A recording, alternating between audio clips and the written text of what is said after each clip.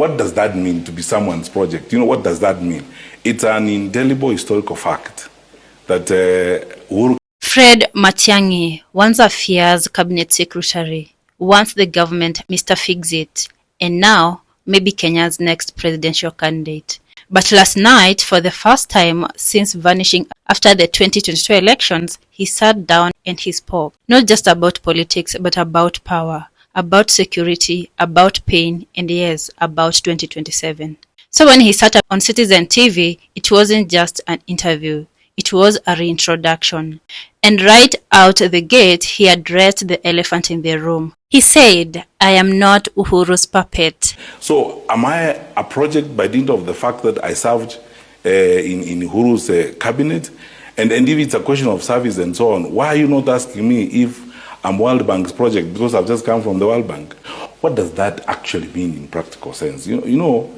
There are many things that are bandied around. When I was younger, a little more impatient, I used to tell people, there are things that people tell you that when you sit back and analyze them, they wouldn't make sense even to a fool. Let that sink in. It wasn't just a denial, it was a calculated pivot. Because Matiang'i knows this generation, especially Gen Z, doesn't want recycled politics.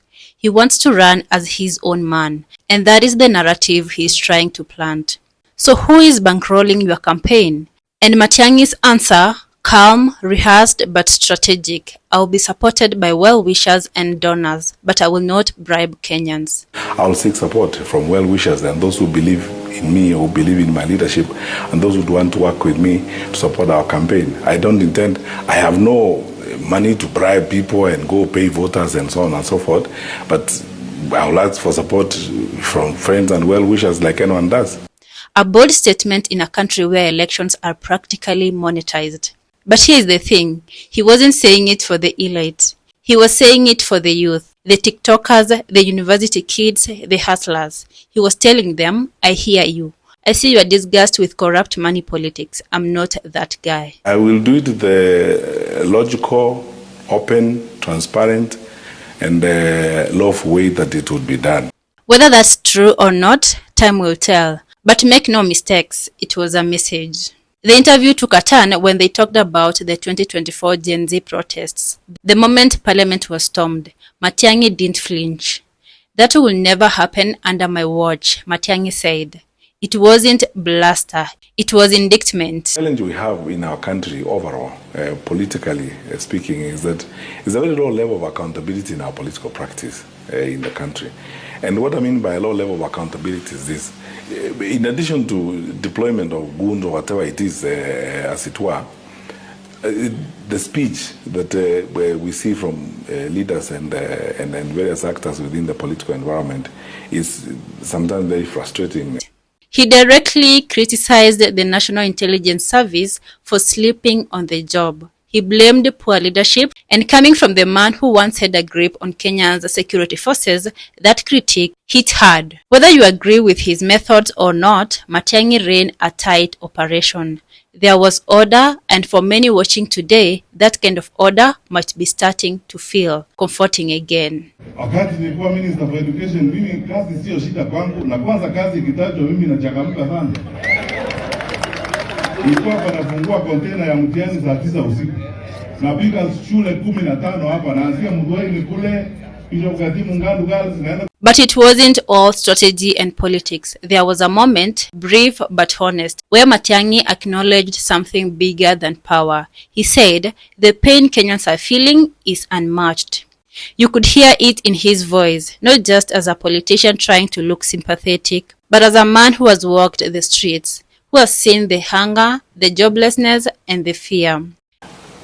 The level of pain and misery that we have seen in the country is surprising, considering the resources and the capacity of our country. There are times when I wonder actually what happened, because the things that happen around surprise you. I happen to know government like the back of my hand.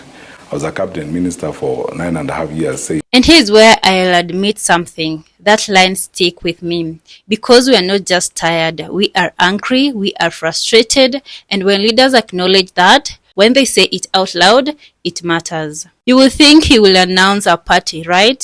Wrong. Matiang'i is playing a different game. He's not rushing into ODM. He's not fully committing to Jubilee, even though they endorsed him. He is shopping quietly and strategically. That tells me one thing. He wants a broad alliance, one that doesn't scream tribe, one that doesn't carry heavy political baggage.